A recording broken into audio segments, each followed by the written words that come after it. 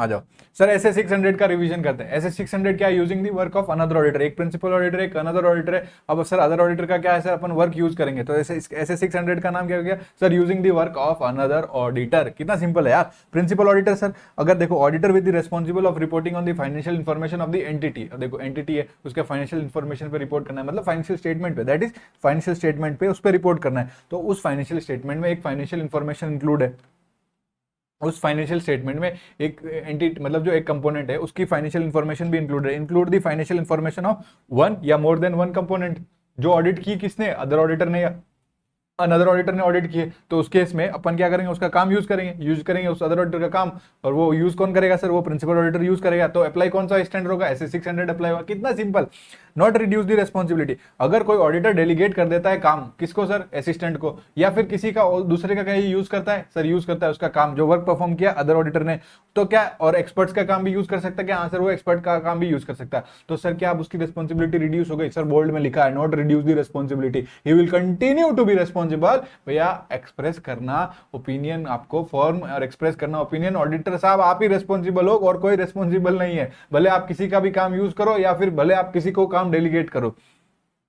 क्या वो रिलाई कर सकता है on the work perform by other, जो अदर ऑडिटर ने काम किया उस पे, या कोई अदर बंदा जो भी है वो अगर उसके काम पे वो रिलाई कर सकता, क्या कर सकता, पर उसमें वो काम सही नहीं है कि गलत है वो सब तुम जानो। एडिक्वेट स्किल, एडिक्वेट केयर, ये सब आप उस पर एक्सरसाइज करो। और उसके पास कोई रीजन नहीं होना चाहिए, and he is not aware, उसके पास कोई ऐसा रीजन नहीं होना, उसको पता नहीं होना चाहिए जिसको उसको लगे कि क्या, कि उसको ये रिलाई नहीं करना चाहिए। तो so he is not aware about any of the reason to believe that he should not have relied on the work of other auditor. Sir ये 600 किस पर एप्लीकेबल नहीं होगा, 299 जॉइंट ऑडिटर्स वाले पे अप्लाई होता है क्या, नहीं होगा सर। जॉइंट ऑडिटर्स पे 299 अप्लाई होगा, 600 क्यों अप्लाई होगा, प्री डिसीजर ऑडिटर जो पहले यहाँ ऑडिट करता था अब गया प्रीवियस ऑडिटर, तो उस पे ऐसे 600, अरे भैया ऐसे 600 तभी अप्लाई होता है जब हम यूज कर रहे हैं वर्क ऑफ अदर ऑडिटर, वो अदर ऑडिटर ऑडिट कर रहा है कंपोनेंट का, सिंपल सा बात है।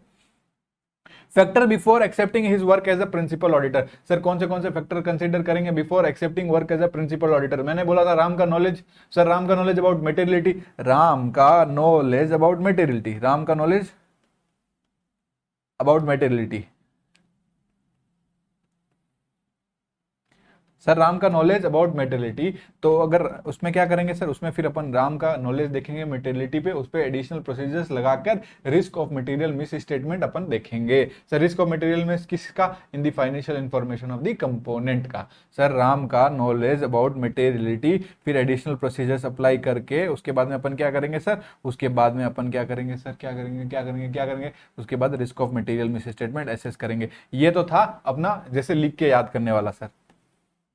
उसके बाद छोटा वाला मेमोरी टेक्निक एबीसीडी वाला, वो भी यही है सर, राम का नॉलेज। सर ये कैसे, राम मतलब आर मतलब risk of material misstatement in the financial information of the component audited by another auditor, मैं समझाऊंगा टेंशन मतलब। ए से additional procedures as set out in this, ऐसे एम से materiality of the portion of the financial information in which principal auditor audit, और knowledge मतलब knowledge principal auditor का knowledge किसके regarding, business of the component के regarding. ये बस मैंने मेमोरी टेक्निक याद करने के लिए बताया, अब इसको एक एक को एक्सप्लेन भी कर देता हूं, इधर आओ। सर कौन से फैक्टर कंसीडर करेगा principal auditor before accepting his work as a principal auditor. तो भैया वो ये देखेगा कि ये एडिशनल प्रोसीजर्स जो इस स्टैंडर्ड में सेट आउट है वो उसको परफॉर्म करना है, तो ये फैक्टर्स भी कंसीडर करेगा ना। यहाँ पे अपन एडिशनल प्रोसीजर्स पढ़ाई, तो इनको कंसीडर करेगा ना before accepting his work as a principal auditor, इनको कंसीडर करेगा। Risk of material misstatement कहाँ पे sir, in the financial information of the component, वो कंपोनेंट में सर ऑडिट कर रहा है तो उसके अंदर risk of material misstatement तो होगा। तो risk of material misstatement, material statement मतलब कुछ गलती है, कुछ इनकरेक्ट है, कुछ फॉल्स इन्फॉर्मेशन है फाइनेंशियल स्टेटमेंट में, तो अगर वो गलती है तो उसका रिस्क, तो रिस्क ऑफ मटेरियल स्टेटमेंट कहाँ पे, इन द फाइनेंशियल इंफॉर्मेशन किसका, कंपोनेंट का, जो ऑडिट किसने किया, अदर ऑडिटर ने किया यार। उसके बाद देखो पीए का डिग्री ऑफ नॉलेज, नॉलेज किसका, उसके धंधे का, कंपोनेंट के धंधे का, regarding the business of the component, और materiality of the portion of the financial information, भैया वो मटेरियलिटी लेवल देखेगा ऑफ द पोर्शन जो फाइनेंशियल इंफॉर्मेशन का वो ऑडिट कर रहा है। और वो कौन है सर, प्रिंसिपल ऑडिटर है मेरी जान। उसके बाद डिवीजन ऑफ रेस्पॉन्सिबिलिटी सुनो, principal auditor would not be responsible in respect of the work carried by other auditor, other auditor ने कोई काम किया उसके लिए मैं क्यों जिम्मेदार, प्रिंसिपल ऑडिटर क्यों जिम्मेदार, principal auditor would not be responsible in respect of the work carried out by other auditor except अगर ऐसा सर्कमस्टेंसेस मिला जिससे उसको सस्पिशन अराइज हुआ है। सर सस्पिशन मतलब डाउट अराइज हुआ है किस चीज के बारे में, on the reliability of the work perform by other auditor, other auditor के काम पर हमको अगर डाउट हुआ है तो भैया आप भी रेस्पॉन्सिबल होंगे, उस काम को देख लेना। वैसे आप रिस्पॉन्सिबल नहीं होते जो वर्क दूसरे ऑडिटर्स ने किया। लेकिन अगर आपको सर्कमस्टेंसेस ऐसे थे जिस पे आपको सर सस्पिशन अराइज हुआ, सस्पिशन किस चीज के बारे में अराइज हुआ, अबाउट द रिलायबिलिटी, जो वर्क ये है रिलायबल नहीं है जो परफॉर्म करके गया अदर ऑडिटर। सर अगर प्रिंसिपल ऑडिटर बेस करता है अपना ओपिनियन, जो अपना ओपिनियन है फाइनेंशियल इंफॉर्मेशन का, वो किस पे रिलाई करता है सर, स्टेटमेंट और रिपोर्ट्स ऑफ अदर ऑडिटर पे रिलाई करके अपना ओपिनियन ओपिनियन उस पे बेस करता है। तो सर अपने वो रिपोर्ट में क्लियरली इंडिकेट कर देगा कि division of responsibility. Sir division of responsibility कैसे इंडिकेट करेगा, बाई इंडिकेटिंग कि इतना एक्सटेंड का फाइनेंशियल इंफॉर्मेशन कंपोनेंट्स का है जो अदर ऑडिटर ने ऑडिट किया है और जो हमारे फाइनेंशियल इंफॉर्मेशन ऑफ एंटिटी में इंक्लूडेड है। ये चीज हम अपने रिपोर्ट में डाल देंगे। सर अगर कोई principal auditor material discrepancies notice करता है तो वो अदर ऑडिटर के नॉलेज में लाए और वो सेम चीज अपने रिपोर्ट में इनकॉर्पोरेट करे। सर अपना favourite topic, sir principal auditor का प्रोसीजर्स बताओ ना। प्रिंसिपल ऑडिटर का प्रोसीजर्स ये है कि वो विजिट कर सकता है कंपोनेंट्स को और एग्जामिन कर सकता है books of accounts, books of accounts of component. भैया प्रिंसिपल ऑडिटर का राइट है ना, वहां पे जाके क्या कर सकता है, विजिट कर सकता है कंपोनेंट विजिट कर सकता है। अगर कोई कंपनी की सब्सिडरी है उस कंपनी की सब्सिडरी में जा सकता है, कोई कंपनी है उसकी ब्रांच है उस कंपोनेंट है, कोई जेवी है तो वहां जाके विजिट तो कर ही सकता है। Visit the component, examine the books of accounts, कोई दिक्कत नहीं है, कंसिडर कर सकते हैं उसका। वहां पे जाएंगे तो क्या कंसिडर करेंगे, professional competence of the other auditor. भैया ये अदर ऑडिटर सीए है कि नहीं है, प्रोफेशनली कंपिटेंट है कि नहीं, इसके पास क्वालिफिकेशन है कि नहीं, या नॉलेज है कि नहीं, मतलब साफ समझदार है कि नहीं, प्रोफेशनली कंपिटेंट है कि नहीं है। सो सर अब सर प्रोसीजर्स बता दो। प्रोसीजर्स मैंने आपको कैसे बताया, एडवाइस करो अदर ऑडिटर को regarding the use of his work. A other auditor, तेरा काम मैं यूज करूंगा, तेरी रिपोर्ट मैं यूज करूंगा, इसलिए मैं तुझे एडवाइस कर रहा हूं। Advice other auditor regarding the use of his work and report, और सफिशिएंट अरेंजमेंट कर लेना कोऑर्डिनेशन के लिए प्लानिंग स्टेज पे, ठीक है सर। सर इन्फॉर्म कर दो अदर ऑडिटर को किस चीज के बारे में सर, उसको बोलेंगे बैठ बेटा, बैठेंगे, उसको बोलेंगे बैठ मतलब प्लीज सिट बोलेंगे उसको, प्लीज सिट।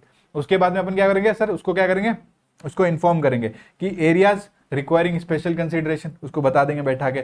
आई मतलब identification of inter component transaction का प्रोसीजर उसको बता देंगे। टी मतलब time table for the completion of audit बता देंगे। ये चीजें उसको इन्फॉर्म कर देंगे। ये पहला प्रोसीजर आपका खत्म। आइए दूसरा प्रोसीजर खत्म करते हैं भाइयों और बहनों। सर एडवाइस क्या करेंगे, एडवाइस कर देंगे सिग्निफिकेंट अकाउंटिंग। अकाउंटिंग के बाद क्या होता है सर, ऑडिटिंग होता है। तो सिग्निफिकेंट अकाउंटिंग, ऑडिटिंग के बाद क्या होता है सर, रिपोर्टिंग। तो एडवाइस करेंगे significant accounting, auditing and reporting requirement bye.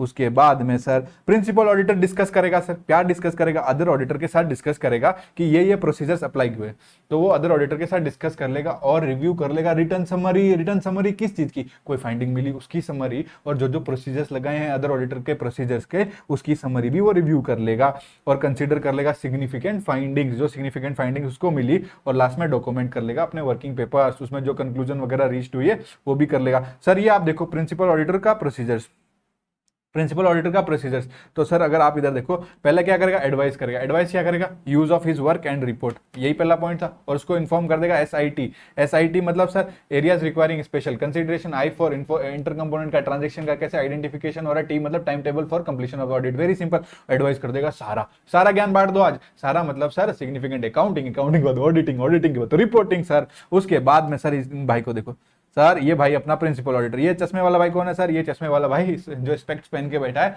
वो है आपका अदर ऑडिटर। उसके पास काम कम है तो वो कूल है। तो सर अब एक बात बताओ, ये लोग क्या करेंगे, डिस्कस सर क्या डिस्कस करेंगे, जो प्रोसीजर्स अदर ऑडिटर अप्लाई किया, रिव्यू करेंगे रिटर्न समरी। रिव्यू क्या करेंगे, return summary of the procedures, और जो सिग्निफिकेंट फाइंडिंग्स है उसका रिव्यू कर लेंगे। उसके बाद में सर इसकी आंखें बाहर निकल गई सर, एक फोटो बनाना अपने हाथ से अपने कॉपी में अपने नोटबुक में, और उसकी आंखें बनाना रेड और रेड के बाद उसकी आंखें ले आना बाहर।